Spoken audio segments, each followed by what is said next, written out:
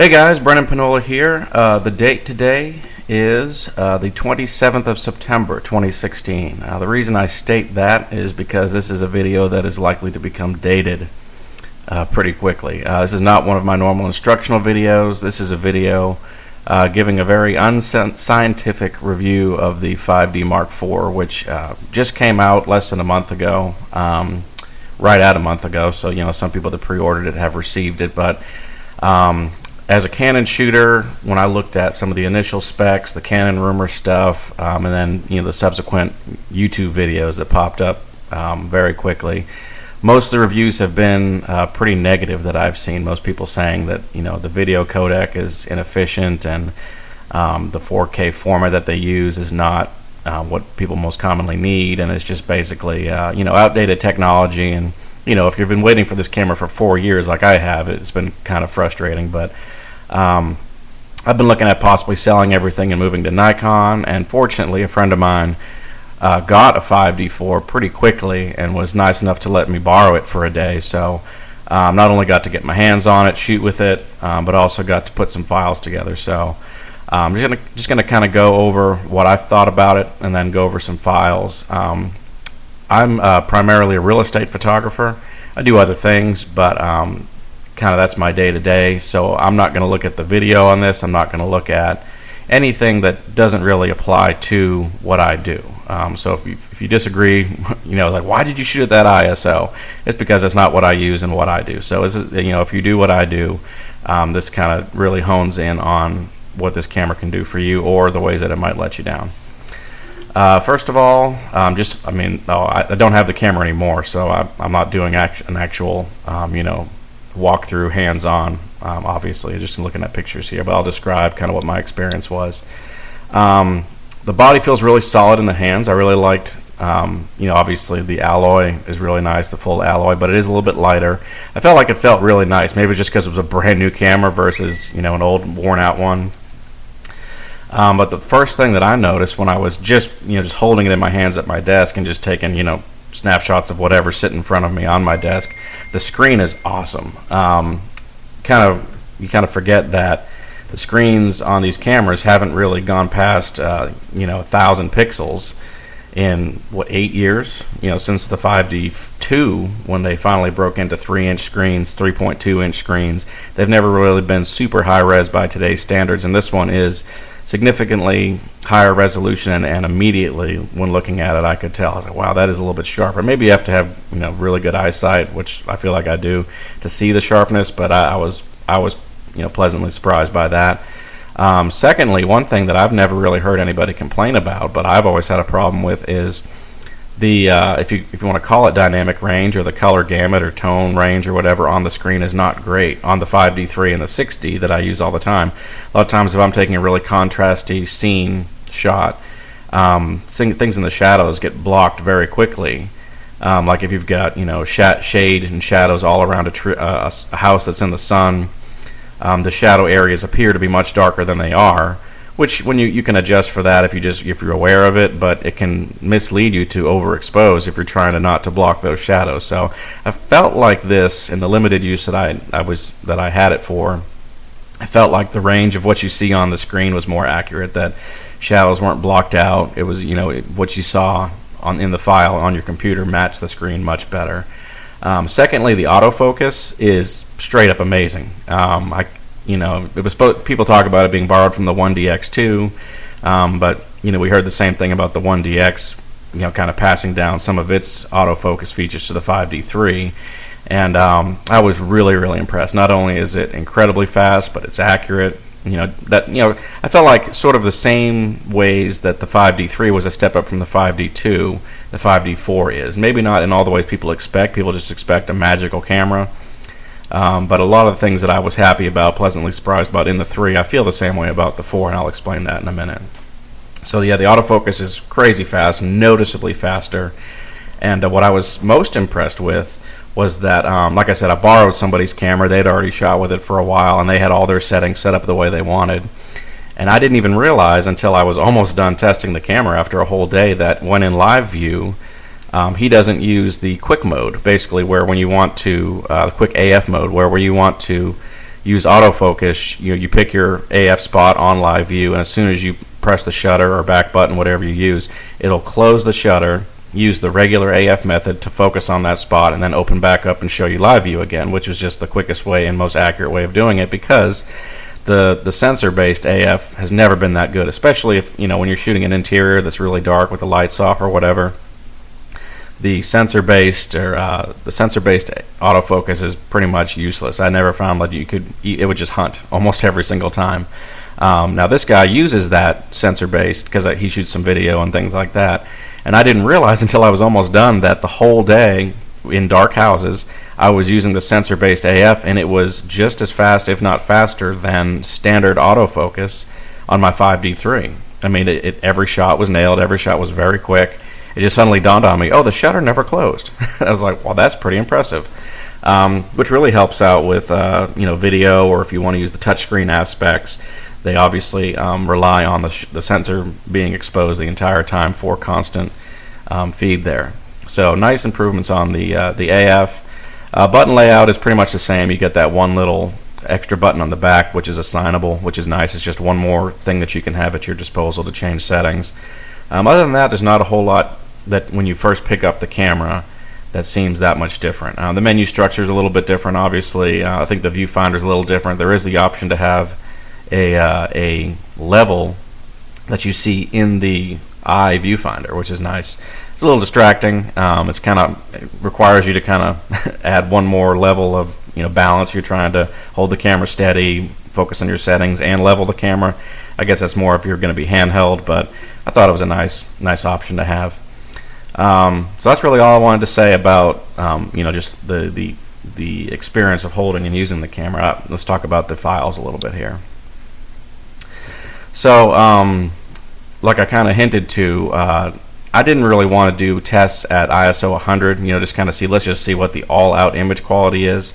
For what I do day to day, and if you watch any of my other videos, you kind of get a hint at that I'm all about trying to get through my jobs quickly, and that normally involves using low power flash, so I'm not having to wait for flashes to recharge or to tear through batteries.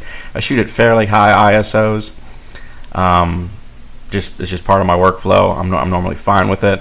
So I wanted to see what kind of gains I could get here, both in terms of noise. If the files were noticeably cleaner, then I would know I could push things even more if I needed to, or maybe use a narrower aperture with the same ISO, or a little bit higher ISO, and get just as clean files possibly. And I also wanted to look at the dynamic range to see how far I could push files or pull them back. If something was really underexposed, sometimes you get really dark areas in a photo that you can bring back. Or the opposite, highlights that are completely blown out. I wanted to see kind of what's the limits of what I could bring back. So just one note, it doesn't appear that there's going to be any support for the 5D4 in Lightroom 5.7. It seems like a weird thing to say, but I've got Lightroom 6. I just upgraded it, or did an update in order to even open these files, and I just have so much trouble with 6. I don't know how many other people do, or with CC, but it's just incredibly slow. And I don't think it's my computer specs. There's just some buggy thing about it. As soon as I save the files as DNG and open them into Lightroom 5.7, it just flies like normal. I just have a real problem with 6. I avoid it every chance I get. So that'd be a problem with me, is that until there's a solution for what's wrong with Lightroom, I'd have to literally open the files in Lightroom 6, save them as DNG, export them, go into 5.7 and open them again. So that's a pain in the butt. I'm probably not going to fool with that, but I'm still doing this review. So I've got some files here that I intentionally underexposed by what metered to be about 2 stops.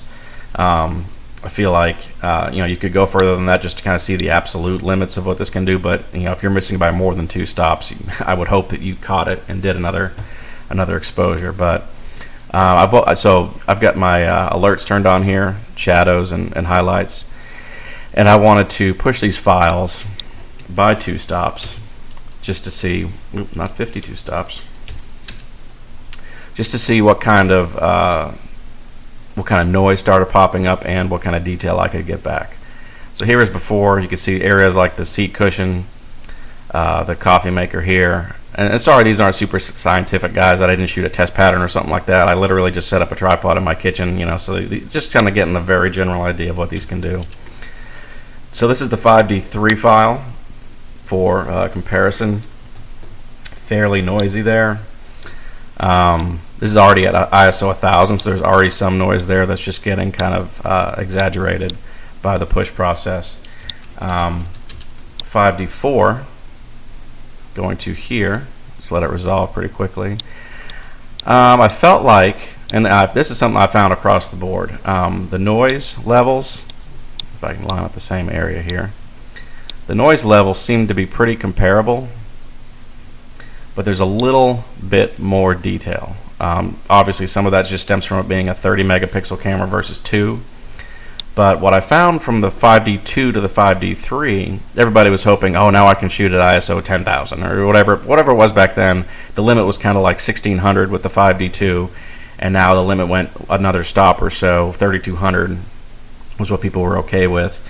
I always felt like the noise was about the same, just the colors didn't get as muddy. You had more accurate tone. You preserved a little more detail even through the noise. Like the 5D2 images, when you push the ISO, not only did noise take over, but everything just got muddy and soft and blurry, and you really lost the tone, especially like in indoor environments with incandescent lighting. You just couldn't correct for it. Just something about the colors just held on to that orange tone, and when you tried to correct for it with white balance, it just didn't quite come back. Just the colors were way off, and the 5D3 improved that, and I feel like the 5D4 improves on it more. Where the tones here, you can see it, this is pushed, I don't know what the equivalent would be, but ISO 1000 pushed an additional 2 stops. Pretty noisy, and the colors have started to go a little bit here. And then in the 5D4, I feel like there's still, you see, it's not quite as warm. The tones here preserved a little bit more, but I mean, you can see there's some artifacts here. The noise is, I think, pretty comparable between the two cameras. I got one more here. Here's a 5D3 image. When we push it 3 stops, just for the sake of argument. So if you look at, like, here's a key area I wanted to look at, like on the floor here, you get some of the deepest shadows. So if you push this 5D3, really bad noise. You're getting color noise in here. It's getting splotchy. There's artifacts just throughout. Very little detail. Your straight lines are starting. You can't even tell that they're straight anymore. If you look at the same image on the 5D4, definitely some more detail there. I actually feel like there's some more artifacts. The noise, you could almost argue that the noise is worse, but there's a little more detail there. Color tone, yeah, I mean, I can definitely, maybe it's just the color noise that's in it, but I feel like this stayed a little more white, whereas the 5D3 not so much. But it's definitely not a cleaner file just in terms of signal to noise. I mean, it could actually be construed as being noisier here with the artifacts that you see versus the 5D3. So, I mean, not exactly what I expected, honestly. In terms of what you can get in the highlights between these two cameras, if you look at what was before and then the kind of detail you can get back, again, I thought it was pretty comparable. That's the 5D3.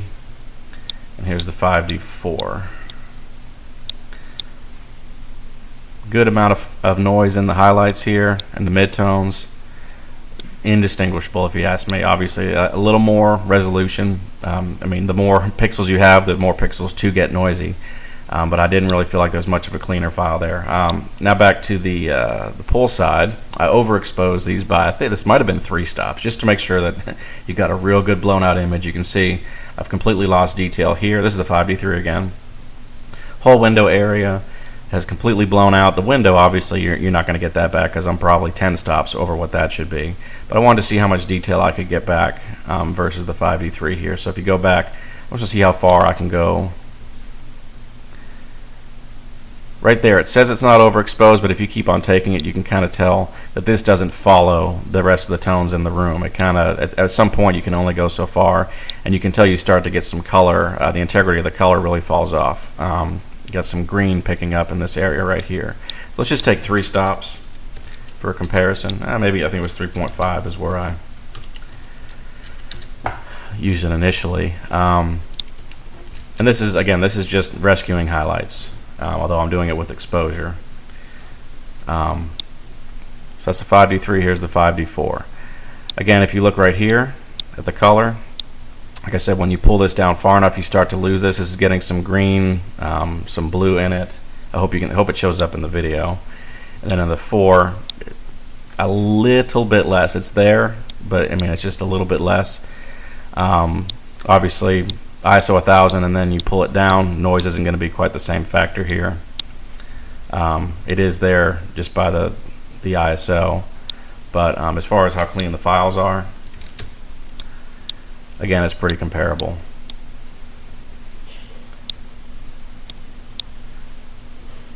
Really hard to distinguish which file is which in terms of noise. In terms of finished files, like I said, if you've seen my videos before, I use compositing, where I use multiple flash pops around the room and then composite them in Photoshop later. So these are finished images. 5D3, 5D4. I really, other than just straight out resolution, not much I could tell the difference between these. If you look at the detail, I felt like it was super comparable.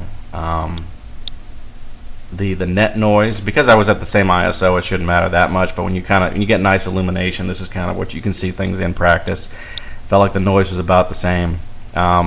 If you were to scale both images down, like if when you deliver MLS sized images, that helps you out somewhat in the noise department. I think you might get a little more gain from that when you scale them down. But as far as full res images here, I felt like you get about the same thing you're working with here.